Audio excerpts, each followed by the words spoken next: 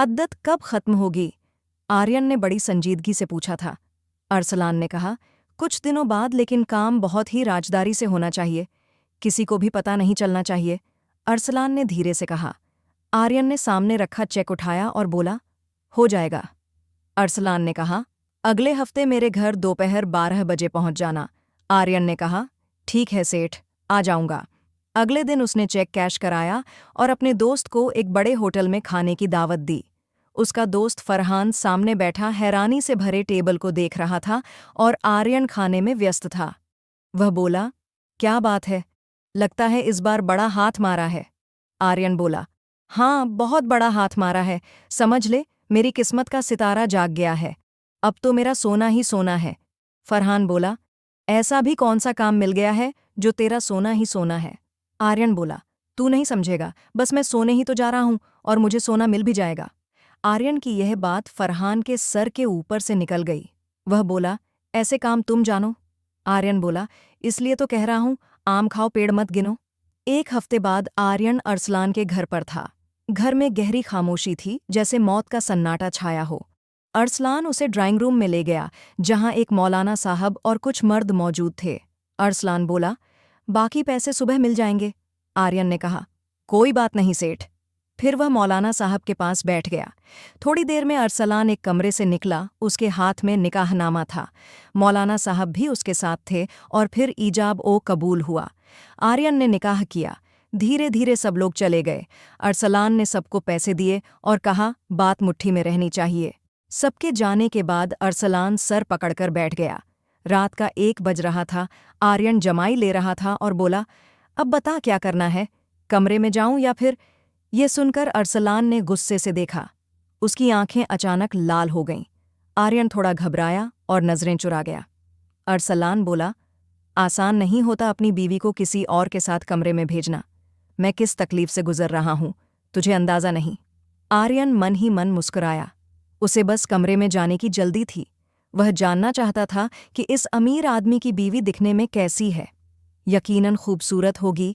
ऐसे लोग आम शक्ल वाली लड़की से शादी थोड़े करते हैं। उसके दिल में गुदगुदी हो रही थी, लेकिन अरसलान अब तक चुप बैठा था। आर्यन बोला, सेठ, अगर तूने अभी तक फैसला नहीं किया तो मैं यहीं सोफे पर सो जाऊंगा। बहुत नींद आ रही है। अरसलान ने फिर गुस्से से देखा और बोला, मैं तुझे कमरे में देर से इसलिए भेज रहा हूं ताकि तू मेरी बीवी को एक बार से ज्यादा इस्तेमाल ना कर सके। 4 बजे जाना और 5 बजे बाहर आकर उसे तलाक देकर निकल आना। आर्यन बोला, सेठ, मेरे पास इतना फालतू टाइम नहीं है। मैं अपना काम ईमानदारी से करता हूं और अगर एक बार सो गया तो फिर कोई नहीं जगा सकता। फिर जमाई लेते हुए बोला, आज की रात तुझ पर भारी पड़ेगी। अरसलान ने कमरे की तरफ इशारा किया और बोला, जल्दी आ जाना और मेरी बीवी को ज्यादा तकलीफ नहीं होनी चाहिए। आर्यन के चेहरे पर शैतानी मुस्कान आ गई। वह बोला, सेठ, अगर तू कहे तो हाथ भी ना लगाऊं तेरी बीवी को। अरसलान बोला, ज्यादा बकवास मत कर, जो कहाँ है वो कर। आर्यन ने गहरी सांस ली और कमरे में चला गया। उसने पैर से दरवाज़ा बंद किया। अंदर बिस्तर पर एक नाजुक सी लड़की सिसक रही थी। न उसने कोई फैंसी कपड़े पहने थे, न जेवर। वह पूरी तरह साधारण लिबास में घूंघट डाले बैठी थी। आर्यन लापरवाही से उसके सामने बैठा। लड़की डर के पीछे हट गई। उसके दूध जैसे सफ़ेद हाथ देखकर आर्यन की बेताबी बढ़ गई। वह थोड़ा और पास खिसका। लड़की और पीछे हट गई। आर्यन बोला, देखो लड़की, ऐसा करोगी तो कैसे चलेगा? तुम्हारे पहले पति ने मुझे सिर्फ 1 घंटे की इजाज़त दी है, और अगर ये 1 घंटा यूं ही पास आते और दूर भागते निकल गया तो क्या होगा हल्ला? जाने मन, मैंने तुमसे निकाह किया है। मैं तुम्हारा 1 रात का शौहर हूं। मुझे अच्छा रिस्पॉन्स दो। अगर दूर भागोगी तो मुझे ज़बरदस्ती करनी पड़ेगी, और तुम्हारा शौहर कह रहा है कि मैं तुम्हें ज़्यादा तकलीफ ना दूं। घूंघट में बैठी रानिया का दिल किया कि दरवाज़ा खोले और इतनी दूर भाग जाए कि कोई उसे देख न सके। गलती मर्द करे और हलाला के नाम पर रात भर की सज़ा औरत क्यों भुगते? वह अभी यही सोच रही थी जब आर्यन ने उसका घूंघट हटा दिया, और जैसे ही उसने रानिया को देखा, उसकी आंखें झपकना भूल गईं। रो रो कर आंखें गुलाबी हो चुकी थीं, नाक गुलाबी और होंठ गुलाब की पंखुड़ियों जैसे लग रहे थे। सादगी में भी वह लड़की कहर ढा रही थी। कुछ पल के लिए आर्यन को अपनी आंखों पर विश्वास नहीं हुआ कि इतनी हसीन लड़की क्या इस दुनिया में हो सकती है। अगर अरसालान बाहर सिर पकड़े बैठा था तो बिल्कुल ठीक बैठा था। जिस परेशानी में वो था, अब आर्यन समझ गया था। वो क्यों कह रहा था कि कमरे में देर से जाना और अपनी बीवी के साथ सिर्फ एक बार रिश्ता कायम करना, क्योंकि जितनी वो हसीन थी, आर्यन रात भर भी उस पर प्यार लुटाता तो कम पड़ता। आर्यन बोला कि इतनी हसीन लड़की को कौन बेवकूफ़ तलाक दे सकता है। अगर मैं तुम्हारे शौहर की जगह होता तो मरकर भी तुम्हें तलाक ना देता। अजीब बेवकूफ़ इंसान है। ऐसी खूबसूरत लड़की के साथ हर रात जन्नत जैसी होती है। इसे तो छोड़ा ही नहीं जा सकता। वैसे बुरा मत मानना, तुम्हारा शौहर एक नंबर का मूर्ख है। रानिया उसकी बातों से घबरा गई थी। उसकी आंखों में दीवानगी देखकर दिल बेचैन हो गया था, लेकिन तब तक आर्यन उसका हाथ पकड़ चुका था। रानिया ने हाथ छुड़ाने की कोशिश की, मगर आर्यन ने और भी कसकर पकड़ लिया। बोली, मेरा हाथ छोड़ो।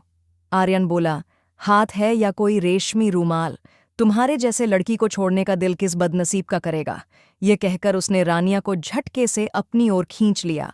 वो बेख्याली में उसके करीब हुई, लेकिन अगले ही पल खुद को संभालकर पीछे हटने की कोशिश की, पर वो कोशिश नाकाम रही। आर्यन ने उसके चेहरे पर झूल रही लट को अपनी उंगली से पीछे किया और बोला, तुम्हें तो सजने संवरने की जरूरत ही नहीं है। तुम्हें अपनी खूबसूरती का अंदाजा नहीं है। तुम मास्टरपीस हो। बहुत मुश्किल है आज तुमसे दूर रहना। रानिया के चेहरे पर छाई घबराहट देखकर आर्यन और भी बेसुध हो गया। वह रानिया के कान के पास मदहोश लहजे में बोला, तुम्हें देखकर मेरी नींद उड़ गई है और अब तुम्हारी भी उड़ा दूंगा। रानिया ने हिचकिचाते हुए कहा, पीछे रहो मुझसे, मुझे हाथ मत लगाओ। बड़ी मुश्किल से उसने अपना हाथ छुड़ाया। आर्यन बोला, ऐसे कैसे हाथ न लगाऊं, मैं तो तुम्हें देखकर पागल हो गया हूं। ये रात बहुत छोटी लग रही है, अब तुम्हारे नखरे नहीं सहूंगा। रानिया उसकी बातें सुनकर और उसके इरादे भांप कर रोने लगी। बोली, मैं तुम्हारे साथ। इससे पहले कि कुछ और कहती, आर्यन ने उसके मुंह पर हाथ रख दिया और बोला, मुझे और कुछ नहीं सुनना। कमरे का इकलौता लैंप बुझा दिया और पूरी तरह रानिया पर हावी होने लगा। वह बहुत नर्वस थी, रो रही थी और अपने हाथों से आर्यन को दूर करने की नाकाम कोशिश कर रही थी, मगर आर्यन उसमें खोता चला गया। उसके चेहरे पर अपने होंठों का स्पर्श देने लगा। उसके आंसू महसूस करके एक पल को रुका, मगर फिर बेपरवाही से कभी उसके होंठों पर तो कभी उसके आंसुओं को चूमने लगा। उसके नाजुक जिस्म को अपनी बाहों में समेटने लगा। पहली बार किसी लड़की के साथ था, इसलिए वासना से नहीं, सिर्फ प्यार से भरा था। उसके पास रानिया की धड़कनें किसी साज की तरह बजती महसूस हो रही थीं। वक्त के साथ आर्यन की तीव्रता बढ़ती गई। उसका बस नहीं चल रहा था कि रानिया को खुद में समा ले या खुद उसके भीतर समा जाए। रानिया ने बड़ी मुश्किल से यह रिश्ता निभाया और खुद को चादर में लपेट लिया, लेकिन आर्यन की नज़रों की दीवानगी कम न हुई। जब वह बेड से उठने लगी तो आर्यन ने उसकी कलाई पकड़कर उसे फिर से खुद पर गिरा लिया। बोला, इतनी जल्दी क्या है बीवी, अभी तो दिल भरा ही नहीं, मज़ा तो अब आना शुरू हुआ है और तुम पीछे हट रही हो। रानिया बोली, और नहीं, प्लीज़ बस, मैं थक चुकी हूँ। वह बेसुध हो चुकी थी। आर्यन बोला, अभी से थक गई हो, अभी तो आधी रात बाकी है। मैं पूरी रात तुम्हारी मोहब्बत का जाम पीना चाहता हूँ, न जाने फिर कभी मौका मिले या ना मिले। यह कहकर वह फिर से रानिया को अपने पास खींच चुका था। सुबह जब रोशनी फैली तो रानिया की गर्दन पर लाल निशान देखकर आर्यन मुस्कुराया। बोला, तुम्हारा शौहर ये देखेगा तो तिलमिला उठेगा। मुझसे कह रहा था कि बीवी को ज्यादा तंग मत करना, कमीन कहीं का। ऐसी हसीन बीवी को तलाक देते वक्त नहीं सोचा कि अगर हलाला मुझसे कराना पड़ा तो क्या होगा। रानिया उसकी बात सुनकर सन्न रह गई। वह उठकर वॉशरूम चली गई। आर्यन की आंखों में नींद उतरने लगी थी, लेकिन उसे पता था कि कुछ ही देर में अरसालान दरवाज़ा खटखटाएगा और फिर तलाक का तकाजा करेगा। बेड से उठकर अपनी शर्ट पहनते हुए और बटन बंद करते हुए उसे एक जोर का झटका लगा, क्योंकि जो कुछ उसने चादर पर देखा उससे उसका दिमाग सुन्न हो गया था। वह गहरी सोच में पड़ गया था, मगर उस वक्त उसके पास समय की बेहद कमी थी। इसलिए उसने खिड़की के रास्ते कमरे से बाहर निकलना बेहतर समझा और वहीं से दीवार फांदकर घर से भाग गया, क्योंकि जो कुछ देख चुका था उसके बाद तलाक देने का तो सवाल ही पैदा नहीं होता था। रानिया जब नहाकर कमरे में आई तो कमरा खाली था। उसे लगा आर्यन बाहर चला गया होगा। पूरी रात उसने एक अजीब सी तकलीफ में गुजारी थी।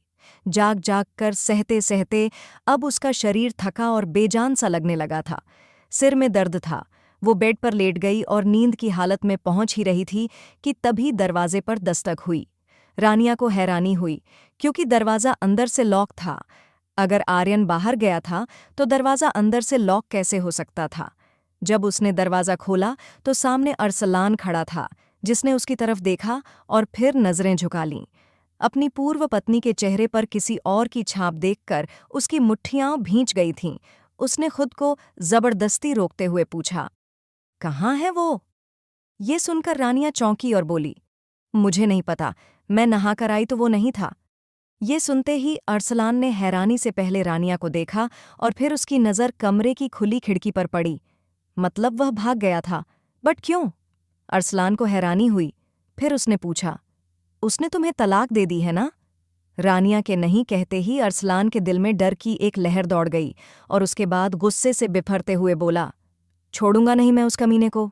वो ऐसे कैसे जा सकता है? मैं उसे जिंदा नहीं छोड़ूंगा। ये कहते हुए वह कमरे से बाहर चला गया। रानिया खुद को बेहद कमज़ोर महसूस कर रही थी, इसलिए बेड पर बैठ गई। उसकी आंखें नींद से भारी थीं और पूरा शरीर दुख रहा था। रोते रोते न जाने कब उसकी आंख लग गई। उधर आर्यन अपने घर पहुंचकर सर पकड़े बैठा था। पहली बार उसने किसी ऐसे काम के लिए हामी भरी थी, वरना वह छोटे मोटे चोरी चकारी करके अपना गुजारा कर लिया करता था। वैसे भी वह यतीम था। 15 साल की उम्र तक चाचा के घर रहा, लेकिन फिर उन्होंने भी घर से निकाल दिया कि अब और नहीं संभाल सकते। कई रातें उसने फुटपाथ पर रोते रोते बिताई थीं, लेकिन जब भूख ने तंग किया और लोगों ने भीख मांगने पर ना खाना दिया न काम, तब आर्यन ने चोरी करनी शुरू कर दी। वक़्त के साथ वह मोबाइल चुराता और उन्हें बेचकर अपना गुजारा करता। ऐसे ही लड़कों से उसकी दोस्ती हो गई थी जो चोरी करके या छोटे काम करके गुजारा कर रहे थे। आर्यन देखने में खूबसूरत था। वह एक छोटे से घर में अपने दोस्तों के साथ रहता था, जहां ज्यादातर वे लड़के रहते थे जो गांवों से शहर में रोजगार के लिए आए थे। वे मिलजुल कर रहते, एक दूसरे के कपड़े पहनते और साथ में खाना बनाते थे। एक दिन उसके दोस्त ने कहा कि अगर तुम लड़कियों से झूठी मोहब्बत का ड्रामा करो तो अमीर लड़कियां पैसे, गिफ्ट्स और मोबाइल रिचार्ज तक देती हैं। ये सुनकर आर्यन ने यह काम शुरू कर दिया। उसके पास एक पुराना नोकिया मोबाइल था। उससे वो लड़कियों से देर रात तक मीठी मीठी बातें करता। अगर कोई अमीर लड़की फंस जाती तो वह पैसे भेज देती, गिफ्ट्स देती और एक दो मुलाकात के बाद उसकी दीवानी बन जाती। वो हमेशा अच्छे कपड़े पहनकर मिलता, जिससे लगे कि वह किसी अमीर घर का है, लेकिन वह कभी भी हद से आगे नहीं बढ़ता था। फिर एक दिन उसके दोस्त ने बताया कि वह जिस ऑफिस में काम करता है, वहाँ का बॉस कहता है कि उसे एक अच्छा सा दिखने वाला, शरीफ और पैसों का ज़रूरतमंद लड़का चाहिए। आर्यन ने कहा कि मेरी तस्वीर दिखा दो, शायद कोई नौकरी लग जाए, क्योंकि अब इन छोटे मोटे कामों से गुजारा नहीं होता। दोस्त ने अरसलान को आर्यन की तस्वीर दिखाई तो उसने मिलने की इच्छा जाहिर की। पहली मुलाकात में आर्यन अरसलान के ऑफिस गया, जहां अरसलान ने बताया कि गलती से उसने अपनी बीवी को तलाक दे दी है और अब हलाला कराना चाहता है, लेकिन किसी ऐसे लड़के से जो पहले कभी ऐसा न किया हो, शरीफ हो और सुबह होते ही तलाक दे दे। पहले तो आर्यन सोच में पड़ गया, लेकिन फिर जब पैसे की बात आई, 5 लाख मिल रहे थे और 2-3 लाख बाद में देने का वादा भी था, तो वह मान गया।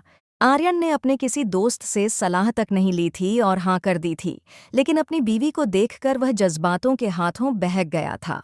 लड़कियों से अफेयर तो बहुत किए थे, लेकिन निकाह के 2 बोल पहली बार बोले थे। पहली बार किसी लड़की के इतना करीब आया था। कैसे जज्बातों ने उसे बहा दिया।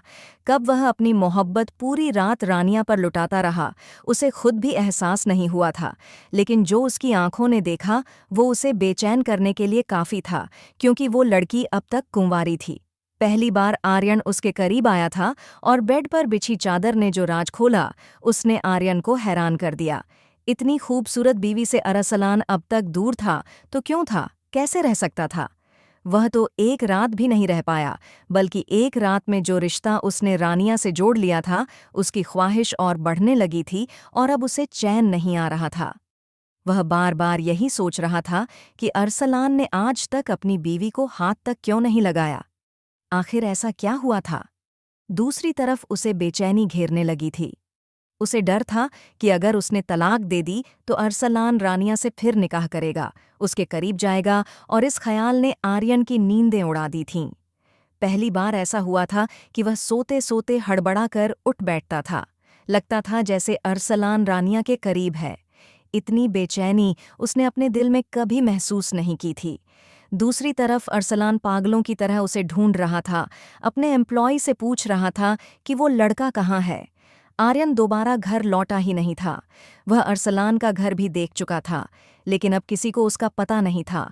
वो तलाक देना ही नहीं चाहता था, इसीलिए अरसलान से छुपता फिर रहा था। वह अपने एक दोस्त के घर छत पर रह रहा था। छोटा सा कमरा और बाकी खुली छत थी, जहां चारपाई पर लेटकर वह आसमान के तारे गिनता रहता था। आंखें बंद करता तो रानिया का लम्स महसूस होने लगता। दिल चाहता कि वह पास आ जाए और वह उसे अपनी बाहों में छुपा ले, सबकी नज़रों से बचा ले, लेकिन खाली जेब इस बात की इजाज़त नहीं दे रही थी। पहली बार वह गंभीरता से सोच रहा था कि अब क्या करे। 5 लाख की रकम कितने दिन चलेगी? वह क्यों अपनी बीवी को किसी और के हवाले कर देगा? उसे डर था कि जैसे ही वह अरसलान को नजर आ गया, वह उसे मार मार कर तलाक दिलवाएगा, और फिर रानिया क्यों अपने शौहर और आराम की जिंदगी छोड़कर उसके साथ आएगी। वह बेहद परेशान था। दूसरी तरफ रानिया भी उलझी हुई थी। अरसलान से शादी को 1 साल हो गया था, लेकिन वह अब तक उसके करीब नहीं आया था। जब आता भी था तो कहता कि तुम अभी छोटी हो, मेरी चाहतें सहन नहीं कर पाओगी, जबकि वह 20 साल की थी। कभी कभी उसकी ख्वाहिश होती थी कि अरसलान उसके करीब आए, उस पर अपना प्यार लुटाए। वह खुद भी अपने शौहर की मोहब्बत में सब कुछ भूल जाना चाहती थी, लेकिन ऐसा कभी नहीं हुआ। जब भी वह जज्बात से अरसलान के करीब आती तो वह फौरन उसे पीछे कर देता और कहता कि अभी नहीं, तुम छोटी हो। रानिया कहती कि फिर आपने शादी क्यों की? मेरा दिल चाहता है कि आप मेरे बेहद करीब आएं। अपनी जुबान से अपनी ख्वाहिश का इजहार करना उसके लिए मुश्किल होता था। अरसलान कहता कि अगर मैं तुम्हारे करीब आ गया तो बच्चा हो जाएगा, और तुम अभी छोटी हो, तुम नहीं संभाल पाओगी। मैं नहीं चाहता कि तुम इतनी जल्दी इन झंझटों में पड़ो। लेकिन रानिया कभी कभी बेबस हो जाती थी। वह हर रोज अरसलान के लिए सजती संवरती थी, और जब वो आता तो उसे गले लगाता, माथे पर बोसा देता, उसे पास भी करता, लेकिन उसके जज्बातों को कभी वो सुकून नहीं दे पाया जिसकी वो हकदार थी। रानिया खुद भी इस रिश्ते से पूरी तरह वाकिफ नहीं थी। जज्बात परेशान करते थे, लेकिन समझ नहीं आता था कि रिश्ता होता क्या है। उसे लगता कि शायद यही सब होता है। एक तरफ अरसलान उसे वो सुकून नहीं दे पाया था, और दूसरी तरफ अगर कोई और उसे नज़र भरकर देख लेता तो उसे बर्दाश्त नहीं होता था। वह रानिया को ऐसे छिपाकर रखता जैसे वह कोई अनमोल चीज़ हो और कोई उसे उससे छीन न ले। उसे अपने मायके तक नहीं जाने देता था, खुद ही उसे ले जाता और वापस साथ लाता, ताकि कोई उससे यह न पूछ ले कि उसका शौहर उसके साथ कैसा है। और रानिया से भी कहता कि पति पत्नी की बातें किसी से मत करना, किसी से कुछ मत कहना। वो जानता था कि रानिया मासूम सी लड़की है, इस रिश्ते को ठीक से नहीं समझती, इसलिए वह उसे अपने तरीके से संभाल रहा था। वह उसे हर सुविधा देता था, लेकिन जैसे कैद में रखा हुआ था। एक दिन रानिया लॉन में बैठी थी, जब एक गेंद अंदर आ गई। बाहर लड़के क्रिकेट खेल रहे थे। रानिया ने गेंद उठाई और दरवाज़ा खोलकर एक नौजवान को पकड़ा दी। वह तो रानिया को देखता ही रह गया और बोला, मुझसे दोस्ती करोगी? यह सुनकर रानिया घबरा गई। उसी वक्त अरसलान की गाड़ी बंगले के बाहर रुकी। वह लड़का बार बार कह रहा था, तुम बहुत खूबसूरत हो, प्लीज़ मुझसे दोस्ती कर लो। यह सुनकर अरसलान को बहुत गुस्सा आया। उसने उस लड़के को बहुत मारा और गुस्से में रानिया के चेहरे पर भी एक थप्पड़ जड़ दिया कि मेरे पीछे से तुम लड़कों से दोस्ती करती हो। रानिया कहती रह गई कि उसने ऐसा कुछ नहीं किया, लेकिन झगड़ा बढ़ गया। जब दूसरा थप्पड़ उसके चेहरे पर पड़ा तो उसने दोनों हाथों से अरसलान को धक्का दिया और बोली, क्यों शक करते हो मुझ पर? मैंने कुछ नहीं किया। अरसलान बुरी तरह गिर पड़ा। उसे बहुत गुस्सा आया और बोला, तुम बार बार कहती हो मैं तुम्हारी ख्वाहिशें पूरी नहीं करता, इसलिए तुमने किसी और को चुना है। मैं ऐसी 2 नंबर लड़की के साथ नहीं रह सकता। रानिया का वजूद कांप उठा। वह अरसलान को देखकर घबरा गई। जैसे ही अरसलान ने कुछ कहना चाहा, वह आगे बढ़ी और उसके होठों पर हाथ रख दिया। एक हाथ होठों पर था और दूसरा हाथ नमे हिलाते हुए बोली, नहीं नहीं अरसलान, ऐसा मत कहो, मुझे माफ़ कर दो। पर मैं सच कह रही हूँ, अगर आप किसी लड़की पर झूठा इल्ज़ाम लगाएंगे तो उसे गुस्सा तो आएगा ही। मुझे धक्का नहीं देना चाहिए था, लेकिन आप भी मेरी बात समझो। वह लड़का बस अपनी गेंद लेने आया था। उसने खुद बकवास शुरू की। क्या आपको मुझ पर इतना सा भी भरोसा नहीं? मेरे जज्बात अगर उभरते हैं तो सिर्फ आपके लिए, क्योंकि आप मेरे शौहर हैं। आपके सिवा मैं किसी के बारे में सोच भी नहीं सकती। वह अरसलान के कदमों में गिरकर फूट फूट कर रोने लगी, लेकिन अरसलान ने गुस्से से उसे देखा और वहां से चला गया। जब उसका गुस्सा शांत हुआ तो वह वापस आया। रात के 12 बज चुके थे, लेकिन रानिया वहीं बैठी थीं। उसने घर के अंदर कदम नहीं रखा था। अरसलान बाहर आया, देखा वह दीवार से टेक लगाए रो रही थी। उसने पास आकर उसे उठाया और सीने से लगाकर बोला, माफ़ कर दो मुझे। पता नहीं क्यों मैं इतना हाइपर हो जाता हूँ, लेकिन आगे से चाहे कुछ भी हो जाए, तुम दरवाज़ा सिर्फ मेरे लिए ही खोलोगी, समझी? वह रोते हुए सहमी आवाज़ में बोली, ठीक है, लेकिन आप मुझे छोड़ेंगे तो नहीं ना? वह मिडिल क्लास परिवार से थी, जानती थी कि अगर तलाक का दाग उस पर लग गया तो उसकी बदनामी तो होगी ही, लेकिन उसके माँ बाप जीते जी मर जाएंगे। अरसलान उसे कमरे में ले गया, अपने हाथों से उसका चेहरा और हाथ धोए और फिर अपने हाथों से खाना भी खिलाया। वह अब भी लाल आंखें लिए चुपचाप बैठी थी। अरसलान ने उसे बिस्तर पर लिटाया, अपनी बाहों में लिया। वह सोच रही थी कि शायद आज की रात वह उसे अपने प्यार का एहसास दिलाएगा, लेकिन ऐसा कुछ नहीं हुआ, बल्कि वह उसके बालों में हाथ फेरते हुए खुद ही खर्राटे मारते सो गया। कई तरह के ख्याल रानिया को सताते रहे, लेकिन उस दिन के बाद से उसने कुछ कहना ही छोड़ दिया कि कहीं वह गुस्से में तलाक ही ना दे दे। कुछ दिन बाद रानिया को अपने माँ बाप की बहुत याद आने लगी। कई महीने हो चुके थे वह मायके नहीं गई थी। एक दिन जब अरसलान का मूड अच्छा था तो वह बोली, अरसलान एक बात कहूं? वह मुस्कुराकर बोला, एक क्या तुम 10 बातें कहो। वह पास बैठकर उसका बाजू पकड़कर बोली, कई महीने हो गए हैं मामा पापा से नहीं मिली, क्या आप मुझे उनसे मिलवाने ले चलोगे? यह सुनकर अरसलान के माथे पर बल पड़ गए थे। वह कहने लगा कि देखो बीवी हो तुम मेरी, अब तुम्हारा ताल्लुक मुझ जैसे लोगों के साथ होना चाहिए। मुझे बार बार उन तंग गलियों में जाना अच्छा नहीं लगता। वो गंदी गली मोहल्ले के बच्चे मेरी गाड़ी को देखकर पीछे दौड़ने लगते हैं। ये सब मैं अफोर्ड नहीं कर सकता। रानिया के चेहरे की रंगत बदल चुकी थी, लेकिन आज उसकी गैरत भी जाग चुकी थी। अगले ही पल वह कहने लगी कि अगर आपको ये सब अच्छा नहीं लगता था तो मुझसे शादी क्यों की? आप कहते हैं आप मुझसे मोहब्बत करते हैं, मगर ये कैसी मोहब्बत है? आप तो मेरे माँ बाप की तौहीन कर रहे हैं, और मैं इस डर से कुछ नहीं कहती कि कहीं आप मुझे छोड़ न दें। जिस अंदाज में वह बोल रही थी, अरसलान उसका चेहरा देखता रह गया था। उसे एहसास हो चुका था कि उसने रानिया को तकलीफ दी है। फिर वह कहने लगा कि नहीं, मेरा वो मतलब नहीं था। चलो छोड़ो सारी बातें, आज मैं ऑफिस नहीं जाऊंगा। हम दोनों तुम्हारे घर चलेंगे और मैं वहीं रुकूंगा जब तक तुम कहोगी। वह रानिया को लेकर उसके मायके पहुंच गया। पहली बार उसने पूरा दिन वहां बिताया और रानिया भी खुश हो गई। लेकिन जब वह वापस आने लगा तो रानिया की माँ ने कहा कि कुछ दिन के लिए इसे यहीं छोड़ दो। इतने महीनों बाद आई है और चंद घंटों में वापस ले जा रहे हो।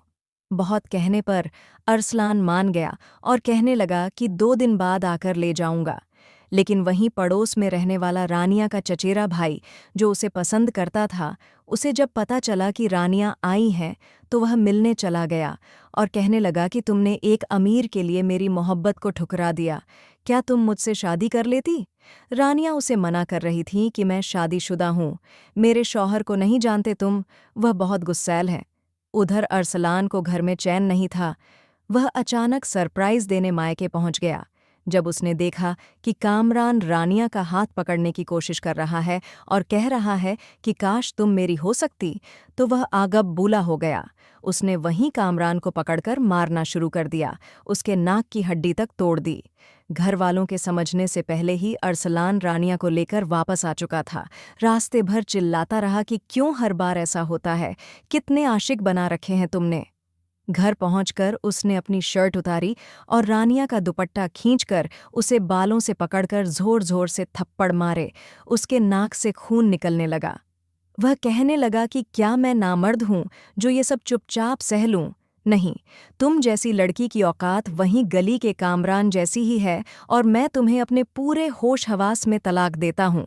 वह चीख चीख कर तलाक दे चुका था। रानिया रोती हुई अपने कमरे में गई और अपना सामान पैक करने लगी। उसने अपनी सारी ज्वेलरी भी उतारकर अलग रख दी ताकि कोई इल्जाम न लगे। उधर अरसलान को पछतावा होने लगा। वह दरवाज़ा खटखटाने लगा और जैसे ही रानिया बाहर आई उसका हाथ पकड़कर कहने लगा कि नहीं, तुम कहीं नहीं जाओगी। लेकिन रानिया ने हाथ छुड़ाकर कह दिया कि अब बहुत हो गया, मेरा अब आपसे कोई रिश्ता नहीं रहा। मैं तुम जैसे शक करने वाले इंसान के साथ नहीं रह सकती। वो लगातार रोते हुए ये सब कुछ कह रही थी। जैसे ही वो आगे बढ़ने लगी तो वो कहने लगा कि खबरदार, जो इस घर से कभी कदम बाहर निकाला तो। रानिया बोली, मेरा अब आपसे कोई रिश्ता नहीं रहा, मेरा यहाँ रहने का अब कोई औचित्य नहीं बनता। मगर वो सोच चुका था कि अब उसे क्या करना है।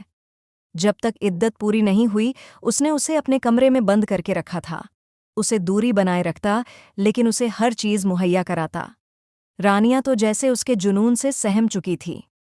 जब उसने कहा था कि मैं तुम्हें फिर से अपनाना चाहता हूं, बस एक रात की ही तो बात है, तुम एक रात हलाला के तौर पर किसी और मर्द के साथ गुजारो और उसके बाद मैं फिर से तुमसे निकाह कर लूंगा।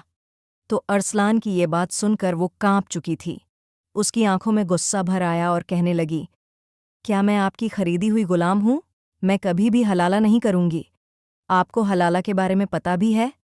एक रात किसी मर्द के साथ गुजारकर फिर तलाक लेकर पहले शौहर के पास लौट आना, ये हलाल नहीं है, जैसे आजकल इसका मजाक बना दिया गया है। मगर उसे ऐसे बोलते देखकर वो उसकी गर्दन पकड़ चुका था। एक पल के लिए सख्ती दिखाना चाहता था, लेकिन अगले ही पल कुछ सोचकर नरम पड़ गया। कहने लगा, मैं तुम्हारा शौहर हूं, तुम्हारे जिस्म के एक एक हिस्से पर मेरा हक है, इसलिए चुपचाप जो कह रहा हूं वो करो, बेकार की बातें मत करना।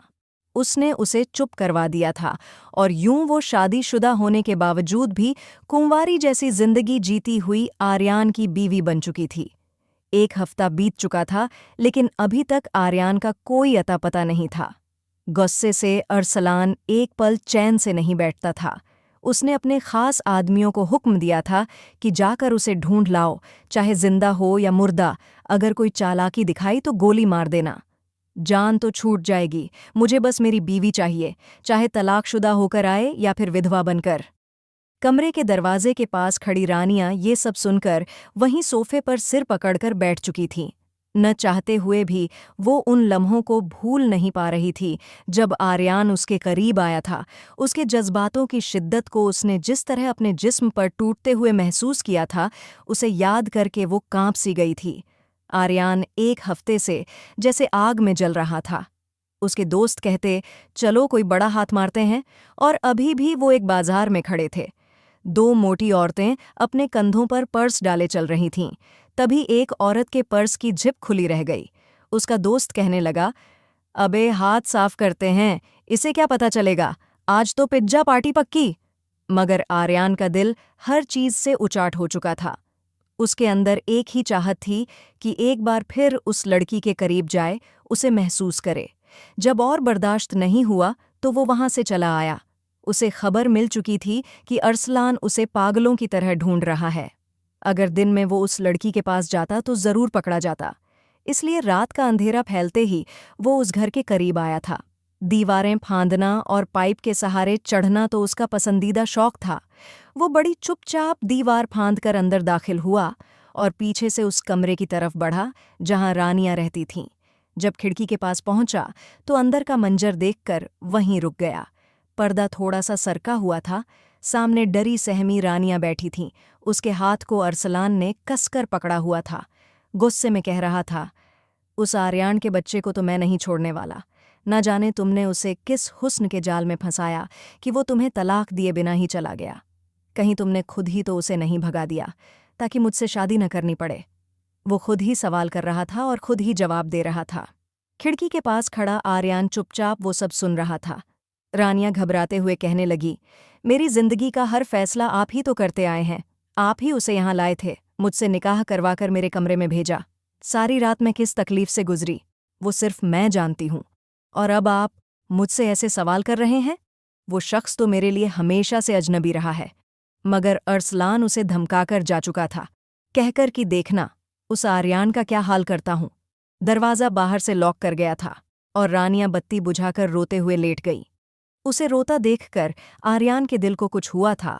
वो सोचने लगा कि ये कमीना तो इसके लायक ही नहीं है, इतनी हसीन बीवी मिलकर भी कोई कदर नहीं करता।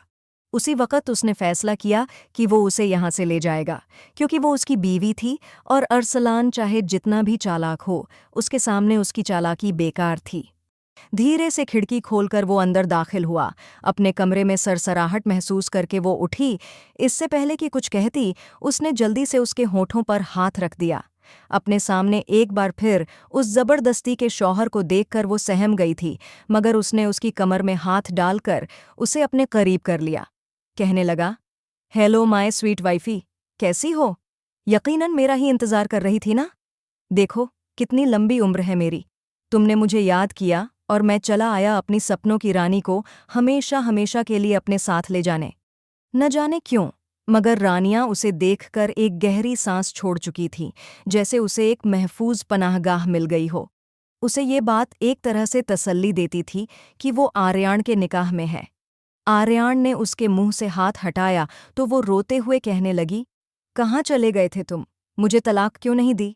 अरसलान तुम्हें पागलों की तरह ढूंढ रहा है, जानते हो वो तुम्हारा क्या हाल करेगा। बेहतर है कि मुझे तलाक दो और चले जाओ यहाँ से। मगर आर्यान बहुत गंभीरता से उसे देखते हुए कहने लगा, अच्छा किया, सारी जिंदगी तुम यहाँ उस बेरहम आदमी के साथ रहकर अजियतें सहना चाहती हो, उसके दिए जुल्म सहना। क्या यही तुम्हारे मुकद्दर का लिखा है? तुम्हें तो खुश होना चाहिए कि तुम्हें मुझ जैसा लड़का मिल रहा है। मैं तुम्हें यहाँ से दूर ले जाऊंगा, जो रूखी सूखी खुद खाऊंगा वो तुम्हें भी खिलाऊंगा। लेकिन अगर तुम उस आदमी के साथ रहना चाहती हो जिसने तुम्हें एक बार तलाक दी है, तो ठीक है रहो। जो एक बार तलाक दे चुका है वो फिर से भी देगा और बार बार देगा। और इस बार तो मैं था, अगली बार अगर मेरी जगह कोई और मर्द उसने हलाला के लिए बुला लिया तो? ये सोचकर ही रानिया की जान निकल गई थी। उस कैद से तो वो भी निकलना चाहती थी।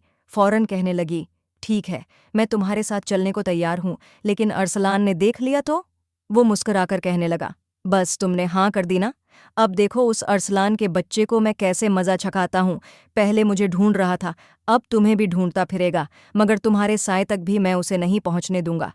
ये कहकर उसने उसे अपने साथ लिया और जिस रास्ते से खुद आया था उसी रास्ते से बड़े ही ध्यान से रानिया को भी बाहर निकाला। पहले खुद उसे बाहों में भरकर अपने कंधे पर खड़ा होने को कहा। वो दीवार फांद कर उतरी तो उसने भी छलांग लगाई और दोनों वहां से भागते हुए बहुत दूर निकल आए। जब हाँफते हुए एक पेड़ से टिक कर रानिया खड़ी हुई तो कहने लगी, अब आगे क्या करना है? हम कहाँ जाएंगे? आर्यान के चेहरे की रंगत भी उड़ चुकी थी। ये तो उसने सोचा ही नहीं था कि उसे कहाँ लेकर जाएगा। रानिया उसके साथ आ तो गई थी, मगर अब उसे ये डर भी सता रहा था कि कहीं ये भी अरसलान जैसा न निकले। उसने रानिया का हाथ पकड़ा और अपने एक दोस्त के घर ले गया। फोन पर पहले ही कह चुका था कि 2 दिन के लिए ऊपर वाले हिस्से की चाबी चाहिए। उसका दोस्त किराए पर देना चाहता था, इसलिए जैसे तैसे उसने चाबी दे दी और वो उसे ऊपर वाले हिस्से में ले आया। कमरे में जरूरत का सारा सामान था। रानिया घबरा कर कहने लगी, अरसलान हम तक पहुंच गया तो? वो कहने लगा, नहीं, ऐसा कुछ नहीं होगा, तुम फिक्र मत करो, जाओ फ्रेश होकर आओ। आते वक्त वो अपने कुछ जोड़े कपड़े भी ले आई थी। जैसे ही फ्रेश होकर निकली तो सामने बैठे आर्यान की नज़रें उस पर से हट नहीं रही थीं। वो आगे बढ़कर उसे बाहों में भरने लगा और जैसे उसमें खोता चला जा रहा था। आज की रात जो आधी बीत चुकी थी वो उसके साथ रंगीन बनाना चाहता था, मगर वो तुरंत पीछे हटने लगी, कहने लगी, प्लीज़ मेरे करीब मत आओ, मुझे इस रिश्ते को समझने दो। इस वक्त मेरी क्या हालत है, क्या आप समझ नहीं रहे? जिस अंदाज में उसने कहा, आर्यान उसे देखने लगा, फिर कहने लगा, क्या मतलब? कैसी हालत? बीवी हो तुम मेरी, अपने पास ले आया हूं, अब पहली पहली शादी है, इतनी खूबसूरत बीवी है, थोड़ा वक्त तो बिताने दो। मैं कोई गुनाह थोड़ी कर रहा हूँ। उस वक़्त तो वक्त ही कम था, मैं ठीक से कुछ कर भी न पाया। रानिया को लगा जैसे वो कोई कठपुतली है, खिलौना है जो दो मर्दों के बीच इस्तेमाल हो रही है। आर्यन मोहब्बत से वाकिफ नहीं था। उसके लिए मियाँ बीवी का रिश्ता सिर्फ एक दूसरे से हक अदा करने और हर रात एक दूसरे में खो जाने का नाम था। वो नहीं जानता था कि शादी जैसा बंधन क्या होता है, मोहब्बत के असूल क्या होते हैं। उसने उसे बाहों में भरकर जबरदस्ती उसके करीब आने की कोशिश की, यहाँ तक कि वह उसके होंठों पर एक बार फिर अपना स्पर्श छोड़ना चाहता था कि तभी उसकी सिसकियां सुनकर वह एकदम से गंभीर हो गया। उसका ज़मीर उसे झंझोड़ने लगा था कि ये सब तुम क्या कर रहे हो। वह उससे दूर हो चुका था। ये पहली बार था जब उसने उसे रोते हुए देखा और उसका चेहरा थाम कर उसके आंसू पोंछने लगा। वह बोला, अच्छा चलो, अगर तुम्हें मेरा पास आना पसंद नहीं आ रहा तो मैं तुम्हें हाथ नहीं लगाऊंगा, लेकिन रोना तो बंद करो। देखो, तुम रोती हुई बिल्कुल भी अच्छी नहीं लगती। जब तुम रोती हो तो तुम्हारी छोटी सी नाक लाल हो जाती है और तुम्हारी आंखें, तुम्हारे गाल जो पहले से ही जैसे दूध जैसे सफ़ेद हैं, रोने से गुलाबी पड़ने लगते हैं और मेरा दिल करता है कि बस मैं पता नहीं तुम्हारे साथ क्या कर डालूं। प्लीज़ तुम मत रोया करो, वरना मुझसे खुद पर काबू पाना मुश्किल हो जाता है। वह उसे वहीं छोड़कर जा चुका था। भूख और प्यास से उसका गला तक सूख चुका था। इतना तो वह भी जानता था कि भूखी तो वह भी है। रात के उस पहर न जाने कहाँ से वह खाने के लिए 2 बर्गर और पानी की बोतल लाया और उसके सामने रख दिए, जिन्हें खाकर वह जल्दी से बिस्तर पर सिमट कर सो गई। वह समझ रही थी कि शायद आर्यन इसी घर में रहता है। उसकी जिंदगी में रानिया को आए 2 दिन भी नहीं हुए थे कि वह चोरी चकारी छोड़ने का फैसला कर चुका था। वह सोच चुका था कि अब वह मेहनत करेगा, ऐसा काम करेगा जिससे हक़ हलाल की कमाई से अपनी पत्नी को खिला सके। ये मोम की गुड़िया भला चोरी चकारी के पैसों से पलने वाली थोड़ी थी। शाम को जब वह घर आया तो अपने दोस्त से थोड़े पैसे उधार लेकर कुछ किचन का सामान लाया था। दोस्त बार बार कह रहा था, देख, 1 महीने का किराया तो मैं तुझे माफ़ कर देता हूँ, लेकिन उसके बाद पैसे देने होंगे, समझा? मैंने घर वालों को भी जवाब देना है। बाकी तेरी बीवी तेरे साथ है, इसलिए तुझे यहाँ रख रहा हूँ, वरना तुझ जैसे आवारा को तो मैं ये घर कभी भी न देता। ये बातें रानिया अंदर बैठी सुन चुकी थीं। जब आर्यन कमरे में आया तो वह हिचकिचाते हुए पूछने लगी, आप क्या काम करते हैं? वह बोला, कुछ नहीं, बस ऐसे ही छोटे मोटे डाके डकैतियां और लोगों के काम कर देता हूँ। ये सुनकर रानिया के माथे पर बल पड़ गए। वह पूछने लगी, तो आपके मम्मी पापा बहन भाई कहाँ हैं? वह फीकी सी मुस्कान के साथ बोला, बहन थी मेरी एक, मम्मी पापा भी थे, लेकिन सब एक हादसे में मारे गए। सिर्फ मैं बचा हूँ। चाचा के हाथों की मार खाकर सालों पहले उनका भी घर छोड़ दिया। तब से यूं ही आवारा घूमता फिर रहा हूँ। रानिया समझ चुकी थी कि उसके सर पर बड़ों का साया नहीं था, इसलिए वह दुनिया के सामने बुरा बन गया। उसके पास जो आया, अच्छा हो या बुरा, उसने सबसे कुछ न कुछ सीखा और यूं वह अच्छाई से काफी दूर हो चुका था, मगर रानिया की खातिर अब धीरे धीरे खुद को बदल रहा था। रानिया के मना करने पर वह दोबारा उसके करीब नहीं आया था। एक रात वह खुद उसके पास चली गई, कांपते हाथों से उसे हिलाकर कहने लगी, आर्यन, देखो, बादल गरज रहे हैं। वह सोते हुए बोला, हाँ तो बादलों का काम है गरजना, गरजेंगे नहीं तो क्या ढोल बजाएंगे? उसके यूं कहने पर वह अंदर तक तड़प चुकी थी। उसने उसका बाजू पकड़कर कहा, देखो, अंधेरा हो गया है और मुझे डर लग रहा है। वह नींद में ही उसे अपने पास खींच चुका था, उसे अपने आगोश में लेकर बोला, अच्छा मेरे पास आ जाओ, तुम्हें डर नहीं लगेगा। वह खुद को उससे छुड़ाने लगी, मगर वह फिर से खर्राटे भरने लगा था। न जाने क्यों उसकी बाहों में आकर एक अजीब सी सुकून की लहर उसके वजूद में फैलने लगी और धीरे धीरे उसने भी अपना आगोश आर्यन के चारों ओर कस लिया। जैसे ही आर्यन नींद से थोड़ा जागा और उस दुश्मन एजां को अपने करीब पाया तो उसके जज्बात भड़क चुके थे। बाहर तेज तूफानी बारिश हो रही थी और अंदर वह रानिया पर बरस रहा था।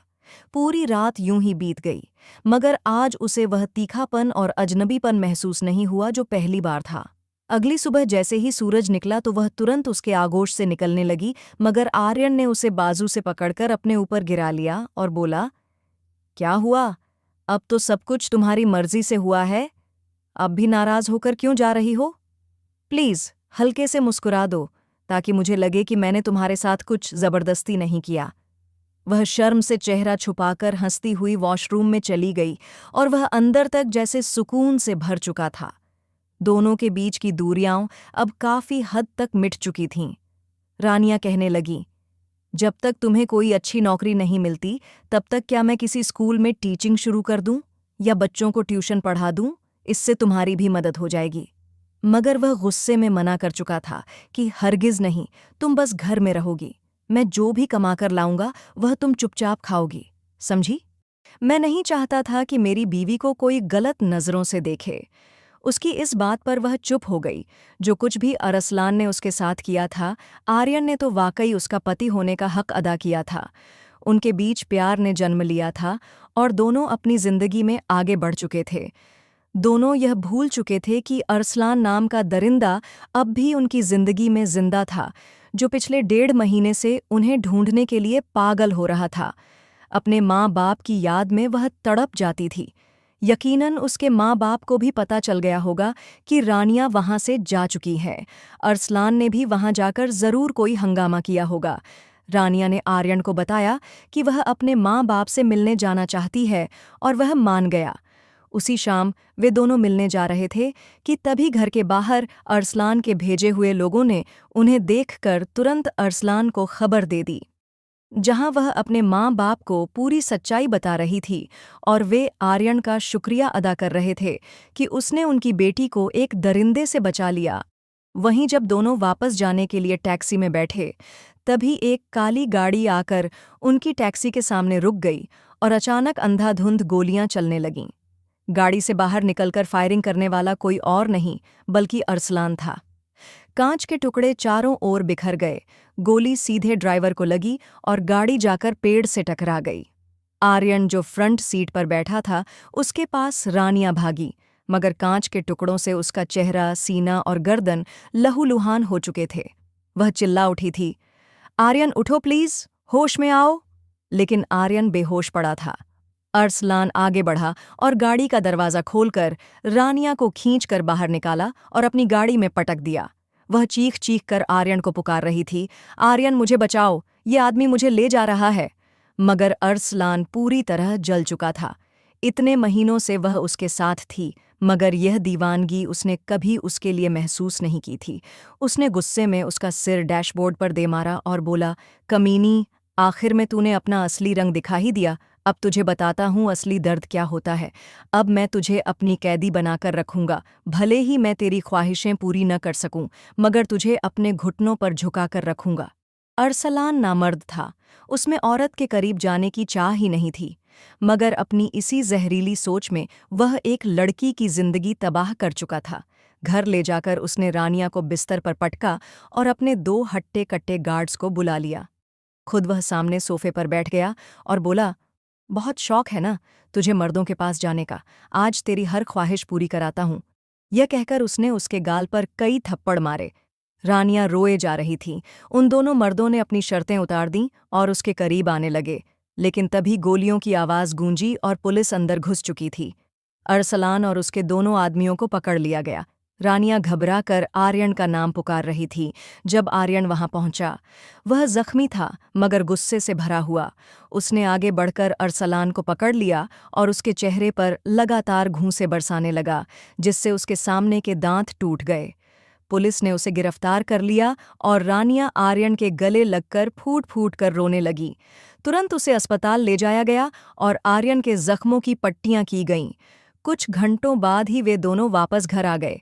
आर्यन की जिस तरह दिन रात सेवा रानिया ने की, वह जैसे फूला नहीं समा रहा था। वक्त बीता और दोनों अपने जीवन में सफल हो चुके थे।